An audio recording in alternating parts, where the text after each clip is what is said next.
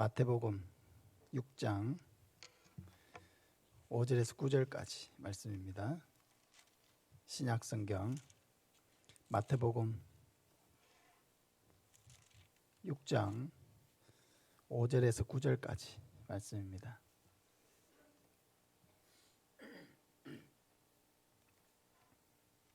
마태복음 6장 5절에서 9절까지 한 절씩 교독하겠습니다. 또 너희는 기도할 때에 외식하는 자와 같이 하지 말라. 그들은 사람에게 보이려고 회당과 큰 거리 어귀에 서서 기도하기를 좋아하느니라. 내가 진실로 너희에게 이르노니 그들은 자기 상을 이미 받았느니라.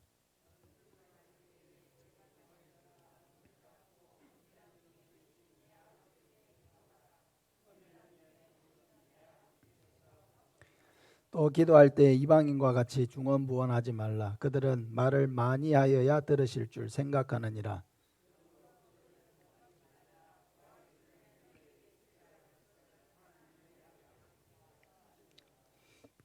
같이 읽습니다. 그러므로 너희는 이렇게 기도하라. 하늘에 계신 우리 아버지여, 이름이 거룩히 여김을 받으시오며. 아멘. 하나님은 나의 아버지이십니다 하는 제목으로 말씀을 전하겠습니다.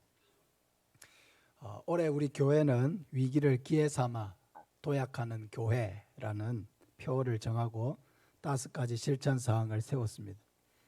우리가 이 위기를 오히려 도약하는 교회, 또 도약하는 믿음의 사람들이 되기 위해서는 이 5가지 실천 사항을 잘 지켜야 됩니다.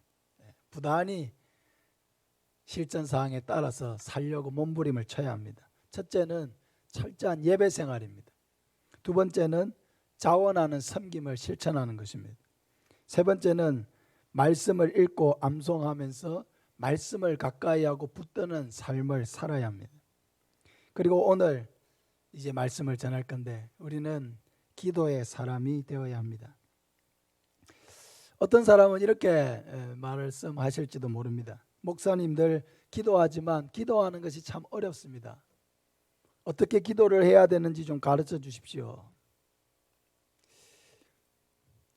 사랑하는 여러분, 기도에서 가장 중요한 것은 사실 어떻게 기도를 해야 하느냐 하는 기도의 방법론이 아닙니다. 조용히 기도를 해야 되는지, 큰 소리로 기도를 해야 되는지, 말을 많이 해야 되는지, 어떤 내용으로 기도를 해야 되는지, 내가 하는 기도가 과연 옳은 기도인지 잘못된 기도인지, 그런 것들이 중요한 것이 아닙니다. 물론 이런 질문과 그런 염려가 있는 것은 이해합니다. 그러나 기도에서 가장 중요한 것은 기도의 내용도 아니고 기도의 방법도 아닙니다. 기도에서 가장 중요한 것은 관계입니다. 하나님과 나의 관계입니다. 하나님이 나에게 어떤 분이시고 나는 하나님께 어떤 사람인가 하는 그 관계입니다. 그러므로 기도에서 가장 중요한 것은 하나님이 나의 아버지가 되신다는 것을 아는 것입니다. 오늘 우리가 읽은 본문은 예수님이 제자들에게 기도를 가르쳐 주신 본문입니다. 우리가 읽은 본문에서 아버지라고 하는 단어가 총 몇 번 나옵니까? 6절에 보면은 너는 기도할 때에 내 골방에 들어가 문을 닫고 은밀한 중에 계신 내 아버지께 기도하라 그랬습니다. 6절 후반부에도 보면 은밀한 중에 보시는 내 아버지께서 갚으시리라. 8절에 보면 8절 후반절에 하나님 너희 아버지께서 아시느니라. 9절에도 보면 하늘에 계신 우리 아버지여 라고 했습니다. 예수님은 끊임없이 우리가 기도하는 그분 하나님이 바로 우리의 아버지라고 하는 것을 반복해서 우리에게 말씀하고 있습니다. 성경에는 같은 단어가 2번 반복되어도 강조의 의미가 있습니다. 그런데 이 짧은 구절에 아버지가 4번이나 나옵니다. 우리가 15절까지 읽었다면 6번 나옵니다. 아버지가 6장 전체를 읽으면 아버지가 13번이 나옵니다. 하나님 너희 아버지라는 표현이 바로 13번이나 6장 전체에 반복되어 있습니다. 그러므로 예수님은 제자들에게 하나님이 바로 너의 아버지다. 하나님이 너의 아버지다. 하나님이 너의 아버지다. 하나님이 너의 아버지다. 끊임없이 하나님이 너의 아버지야. 너의 기도를 들으시는 그분은 바로 너의 아버지야 하고 반복해서 제자들에게 가르쳐 주시는 것입니다. 사랑하는 여러분, 하나님은 어떤 분이십니까? 천지의 창조주이십니다. 모든 것을 아시는 분입니다. 어디에나 계시는 분입니다. 만왕의 왕이 되시고 만주의 주가 되십니다. 사람을 살리기도 하고 죽이기도 하시는 분입니다. 사람을 높이기도 하고 낮추기도 하시는 분입니다. 우리의 모든 생사 화복을 주관하시는 하나님이십니다. 모든 역사를 주관하시고 섭리하시고 그 뜻대로 인도해 가시는 분이십니다. 그러나 그런 하나님을 아는 것만으로는 우리의 기도가 될 수가 없습니다. 우리가 기도를 시작하고 마칠 때까지 우리의 기도를 기도되게 하는 것은 바로 하나님이 내 아버지가 되시고 나는 그의 아들이요 딸이다. 나는 아버지 아들이다 하는 하나님과의 관계를 분명하게 인식할 때 우리의 기도는 기도가 될 수가 있는 것입니다. 하나님이 내 아버지가 아니라고 하신다면 기도는 나의 독백일 뿐이고 공허한 메아리가 될 뿐입니다. 하나님이 내 아버지가 아니시라면 하나님이 내 기도를 들으셔야 할 이유도 없고 응답해야 될 이유는 더더욱 없습니다. 하나님이 내 아버지가 아니라고 하신다면 우리의 기도는 의미 없는 그런 주문을 외우는 것일 뿐 아무런 의미가 없습니다. 그러나 하나님이 내 아버지시라면 나의 작은 신음소리, 나의 눈물, 나의 두려움, 나의 어눌한 말 한마디 한마디까지도 하나님께는 의미가 있고 하나님은 반드시 들으시고 또 반드시 응답을 기대할 수 있는 완전한 기도입니다. 중요한 것은 하나님과 나의 관계입니다. 그러므로 하나님을 아버지라고 부를 수 없는 사람은 기도할 수 없고 아무리 앞뒤가 맞고 논리적이고 유창한 기도를 해도 하나님을 아버지라고 부를 수 없는 것은 기도가 될 수가 없는 것입니다. 그럼 우리는 어떻게 그 크고 위대하신 하나님을 아버지라고 부를 수가 있습니까? 왜냐하면 하나님이 우리를 예수님 안에서 자녀를 삼으셨기 때문입니다. 요한복음 1장 12절에 영접하는 자 곧 그 이름을 믿는 자들에게는 하나님의 자녀가 되는 권세를 주셨다고 말씀하고 있습니다. 예수님이 나의 죄를 위해 십자가에 죽으시고 부활하신 것을 믿는 사람, 예수님이 나의 구원자 되심을 믿고 마음에 예수님을 모셔드린 사람에게는 하나님의 자녀가 되는 권세를 주셨다고 말씀하고 있습니다. 그렇습니다. 하나님의 자녀가 되는 것은 권세를 가지는 것입니다. 하나님은 유일한 하나님이시요 참 신이시며 온 세상의 통치자이시고 우리의 창조주이시기 때문입니다. 하나님은 우리를 자녀 삼으시기 위해서 때가 되어 부르시고 예수를 믿게 하십니다. 그러므로 누구든지 예수를 믿는 사람은 하나님을 아버지라고 부를 수 있고 하나님을 아빠라고 부를 수 있고 담대하게 하나님 앞에 나갈 수가 있는 것입니다. 하나님은 우리가 아버지라고 부를 때 기뻐하십니다. 갈라디아서 4장 6절에 너희가 아들이므로 하나님이 그 아들의 영을 우리 마음 가운데 보내사 아빠 아버지라 부르게 하셨느니라. 우리 같이 한번 읽겠습니다. 너희가 아들이므로 하나님이 그 아들의 영을 우리 마음 가운데 보내사 아빠 아버지라 부르게 하셨느니라. 아멘. 이 아들의 영이 누구입니까? 바로 보혜사 성령이십니다. 성령이 하시는 가장 중요한 일은 우리가 구원자 되시는 예수님을 알고 믿게 하는 것입니다. 성령이 오셔야 우리는 믿을 수 있고 성령이 오셔야 우리는 하나님 앞에 자신이 죄인인 것을 고백할 수 있습니다. 성령이 오셔야 우리는 그 예수님을 주님으로 고백하고 우리 마음속에 모셔드릴 수가 있습니다. 그러므로 성령을 통해서 참되게 예수님을 믿는 사람은 끄리낌 없이 하나님을 아빠 아버지라 부를 수 있습니다. 이 세상에 존재하는 말 중에 가장 친근한 말 중에 하나가 바로 아빠입니다. 아빠. 아빠라는 호칭은 아이가 아무런 꺼리낌 없이, 아무런 두려움 없이 부르는 이름입니다. 아이가 아빠를 부를 때 아버지는 깊은 사랑과 완전한 보호로 아이를 돌보아 줍니다. 아이가 아빠라 부를 때에 거기에는 아빠에 대한 완전한 의지가 있고, 완전한 믿음이 있고, 완전한 사랑이 있습니다. 아빠, 아빠, 아들, 아빠. 얼마나 친근하고 좋은 호칭입니까? 사랑하는 여러분, 예수님을 믿습니까? 우리 안에 하나님의 성령이 충만하신 것을 믿습니까?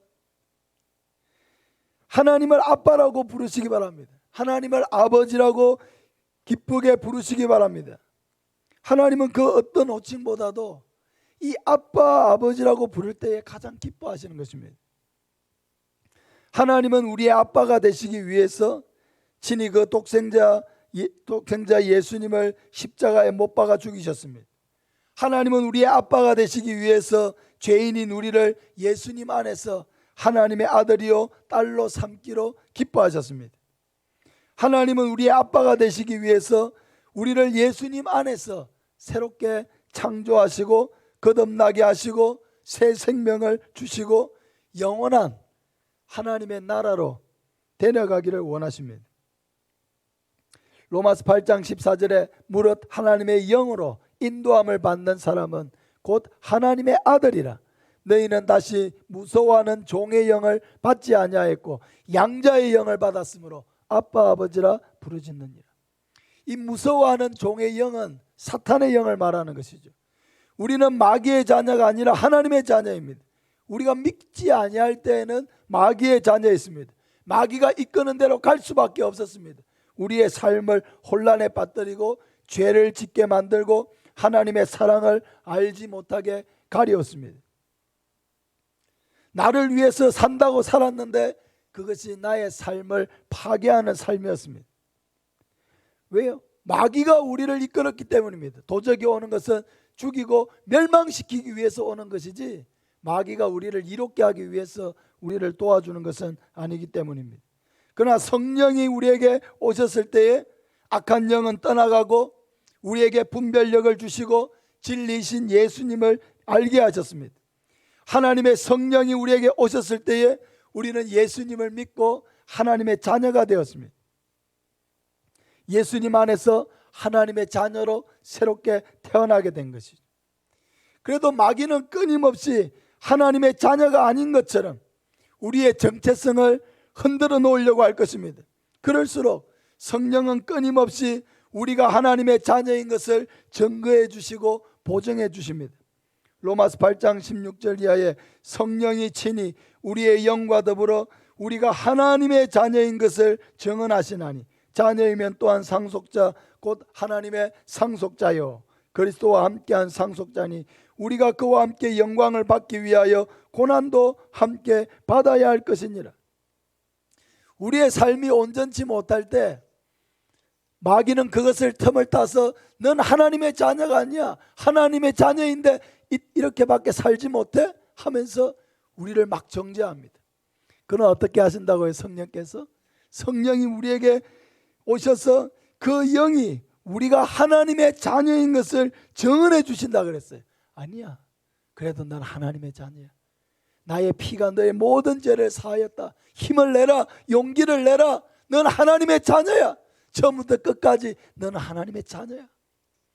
너는 내 아들이다 하고 성령께서 끊임없이 우리에게 우리가 하나님의 자녀인 것을 증거해 주시고 보증해 주시는 것입니다.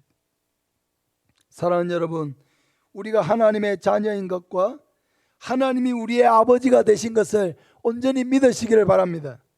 이와 같이 하나님은 나의 아버지가 되시기 때문에 우리는 또한 세 가지를 믿고 확신할 수 있습니다. 첫째, 하나님은 나의 아버지이심으로 나를 너무나 잘 알고 계신 것을 확신할 수 있습니다. 8절에 보면은 그러므로 그들을 본받지 말라. 구하기 전에 너희에게 있어야 할 것을 하나님 너희 아버지께서 아시느니라. 구하기 전에 너희에게 있어야 할 것을 하나님 너희 아버지가 아시느니라. 하나님을 모르는 사람은 예수님 시대의 바리새인들처럼 기도할 때에 하나님께 기도하는 것이 아니라 다른 사람에게 보이려고 기도할 것입니다. 그러나 그들이 기도하는 것은 그냥 사람들에게 보이고 기도 많이 하는 경건한 사람이라는 소리를 듣기 위해서 쇼를 한 것입니다. 기도가 아닌 것이죠. 하나님을 모르는 사람은 말을 많이 해야 듣는 줄 알고 이 말 저 말 생각지도 않고 말을 많이 하려고 할 것입니다. 의미도 없고 마음도 없이 시간을 끌기 위해서 주저리 주문을 외우듯이 의미 없는 말을 되풀이할 것입니다. 그러나 하나님은 우리의 모든 것을 알고 계시는 아버지십니다. 우리가 구하기 전에 내 안에 있는 문제를 알고 계십니다. 나의 감정 상태를 알고 계십니다. 내 마음의 두려움을 알고 계십니다. 나의 막막함을 알고 계십니다. 나의 연약함을 알고 계십니다. 내가 얼마나 죄에 쉽게 넘어지는 연약한 자인지 알고 계십니다. 시편 139편 1절 이하에 보면 여호와여 주께서 나를 살펴보셨으므로 나를 아시나이다. 주께서 내가 앉고 일어섬을 아시고 멀리서도 나의 생각을 밝히 아시오며 나의 모든 길과 내가 눕는 것을 살펴보셨으므로 나의 모든 행위를 익히 아시오니 여호와여 내 혀의 말을 알지 못하시는 것이 하나도 없으시니이다. 하나님은 나의 모든 것을 아시는 아버지이십니다. 나의 살아온 삶을 알고 계시고 나의 고난을 알고 계시고 나의 외로움을 알고 계시고 나의 마음속의 눈물을 알고 계십니다. 나의 앉고 일어서는 것을 알고 계시고 내 입의 말을 알지 못하시는 것이 하나도 없다고 말씀하고 있습니다. 사랑하는 여러분, 하나님이 나를 아신다는 것은 얼마나 큰 힘이 되는 것입니까?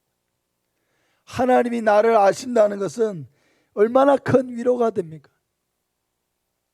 그러므로 우리는 하나님 앞에 나아갈 때에 아무것도 숨길 것 없이 담대하게 나아갈 수가 있는 것입니다. 아무것도 숨김없이 모든 것을 다 말할 수 있는 것입니다. 아무것도 주저하거나 그리킬 것이 없습니다. 모든 것을 알고 계시고 내가 구하기 전에 내 마음에 있는 것을 다 알고 계시기 때문에 우리는 둘러서 어려운 사람을 만나듯이 그렇게 가는 것이 아니라 직접적으로 바로 하나님 앞에 나아가서 나의 모든 마음을 다 내려놓고 하나님 앞에 기도할 수가 있는 것입니다. 두 번째로 하나님은 나의 아버지가 되시기 때문에 나를 너무나 사랑하신다는 것을 확신할 수 있습니다. 요한일서 4장 10절에 사랑은 여기 있으니 우리가 하나님을 사랑한 것이 아니요 하나님이 우리를 사랑하사 우리 죄를 속하기 위하여 화목제물로 그 아들을 보내셨음이라고 말씀하고 있습니다. 우리를 향한 하나님의 사랑이 가장 잘 나타난 것이 무엇입니까? 바로 예수님의 십자가입니다. 하나님은 우리를 사랑하셨기 때문에 그 사랑을 말로만 한 것이 아니라 자기의 독생자 예수님을 아끼지 아니하시고 우리를 위해서 기꺼이 내어주셨습니다. 로마서 5장 8절에 우리가 아직 죄인 되었을 때에 그리스도께서 우리를 위하여 죽으심으로 하나님께서 우리에 대한 자기의 사랑을 확정하셨다고 말씀하고 있습니다. 우리에게 어떤 의로운 어떤 점이 있고 선한 것이 있어서 우리를 택하시고 구원하신 것이 아니라 우리는 죄악으로 말미암아 하나님의 진노가 우리에게 머물러 있고 영원한 지옥의 형벌을 받을 수밖에 없는 그런 처지에 있었을 때에 예수께서 우리를 위하여 십자가에서 죽으심으로 온전히 하나님의 사랑과 긍휼로 말미암아 우리를 구원하시고 우리를 하나님의 자녀로 삼아주신 것입니다. 그러니까 예수 그리스도의 이 십자가 사건은 하나님의 사랑이 얼마나 큰지를 확정해 주신 사건이라는 것입니다. 이사야 43장 1절에 너는 두려워하지 말라 내가 너를 구속하였고 내가 너를 지명하여 불렀나니 너는 내 것이라고 말씀하셨습니다. 사랑하는 여러분, 우리 한 사람 한 사람을 하나님은 그분의 사랑 안에서 지명하여 불렀다는 것입니다. 그냥 단체로 뭉뚱그려서 한 것이 아니라 우리 한 사람 한 사람을 알고 계시고 우리의 이름을 알고 계시고 한 사람 한 사람을 알고 계시고 지명하여서 택하여 하나님의 자녀로 삼으셨다는 것입니다. 한 명 한 명을 출석해서 부르듯이 하나님이 우리를 불러서 자녀 삼으시고 하나님을 예배하며 찬송하는 자녀로, 하나님의 사랑을 받는 자녀로, 하나님의 은혜와 복을 누리며 살아가는 자녀로 삼아주신 줄 믿으시기를 바랍니다. 이사야 43장 4절에 네가 내 눈에 보배롭고 존귀하며 내가 너를 사랑하였다고 말씀하고 있습니다. 하나님의 눈에 우리는 보배로운 보물과 같고 존귀한 자와 같습니다. 그래서 모든 것을 다해서 하나님은 우리를 사랑해 주십니다. 아끼지 않습니다. 비록 우리의 모습은 초라하지만 하나님은 우리를 극히 값진 보화처럼 우리를 바라보십니다. 그런데 사탄은 끊임없이 하나님이 우리를 사랑하신다는 것을 믿지 못하게 만듭니다. 사랑하는 여러분, 사랑을 받는 사람은 평안이 있습니다. 사랑을 받는 사람은 여유가 있습니다. 사랑을 받는 사람은 풍성하고 따뜻합니다. 하나님의 사랑이 항상 내 삶에 있다는 것을 온전히 믿고 의지하는 사람은 그 마음속에 하나님이 주시는 즐거움과 기쁨과 평안이 넘치는 것입니다. 그러나 사랑을 받지 못하는 사람은요, 날카롭습니다. 미움을 받을 수밖에 없도록 자꾸만 행동을 합니다. 하나님이 자신을 미워한다고 느끼기 때문에 자꾸만 자신의 삶을 죄악에 방임하게 됩니다. 그러나 아닙니다. 결코 그렇지 않습니다. 이것은 사탄의 속임수일 뿐입니다. 하나님은 우리 한 사람 한 사람을 극히 귀중하게 여기십니다. 보배롭고 존귀하게 여기십니다. 자기 아들을 주시기까지 우리를 사랑하셨습니다. 하나님은 모든 것을 쏟아서 우리를 사랑하십니다. 이전에도 사랑하셨고 지금도 나를 사랑하고 계시고 앞으로 영원토록 우리를 계속해서 그 사랑으로 붙들어 주실 것입니다. 그러므로 우리는 우리 자신이 하나님의 사랑을 받고 있다는 것을 확신해야 합니다. 그 사랑에서는 그 어떤 것도 끊을 수가 없습니다. 하나님이 나를 위하시면 그 어떤 누구도 나를 대적할 수 없습니다. 로마서 8장 38절에 내가 확신하노니 사망이나 생명이나 천사들이나 권세자들이나 현재일이나 장래일이나 능력이나 높음이나 깊음이나 다른 어떠한 피조물이라도 우리를 우리 주 그리스도 예수 안에 있는 하나님의 사랑에서 끊을 수 없으리라 하고 말씀하고 있습니다. 우리를 향한 완전하신 하나님의 사랑을 믿고 항상 그 사랑을 의지해서 하나님 앞에 친근하게 나아가서 기도하는 저와 여러분 되시기를 바랍니다. 마지막으로 하나님은 우리의 아버지가 되시기 때문에 우리의 모든 필요를 채우신다는 것을 확신하시기 바랍니다. 마태복음 6장 26절 이하에 공중의 새를 보라. 심지도 않고 거두지도 않고 창고에 모아 들이지도 아니하되 너희 하늘 아버지께서 기르시나니 너희는 이것들보다 귀하지 아니하냐. 너희 중에 누가 염려함으로 그 길을 한 자라도 더할 수 있겠느냐. 또 너희가 어찌 의복을 위하여 염려하느냐. 들의 백합화가 어떻게 자라는가 생각하여 보라. 수고도 아니하고 길쌈도 아니하느니라. 그러나 내가 너희에게 말하노니 솔로몬의 모든 영광으로도 입은 것이 있고 하나만 갖지 못하였느니라. 오늘 있다가 내일 아궁이에 던져지는 들풀도 하나님이 이렇게 입히시거든 하물며 너희일까 보냐. 믿음이 작은 자들아. 사랑하는 여러분, 하나님은 우리를 책임 있게 사랑하시는 아버지십니다. 무책임한 아버지가 아니에요. 나만 놓고 그냥 네 맘대로 살아라 하는 그런 것이 아닙니다. 책임 있게 우리를 붙드시는 아버지십니다. 하나님이 아버지이시기 때문에 우리를 먹이시고 우리를 입히실 것을 우리는 확신할 수 있습니다. 예수님은 우리가 그것을 잘 믿지 못하고 의심이 많으니까 공중의 새를 보라고 하십니다. 새는 심지도 않습니다. 거두지도 않습니다.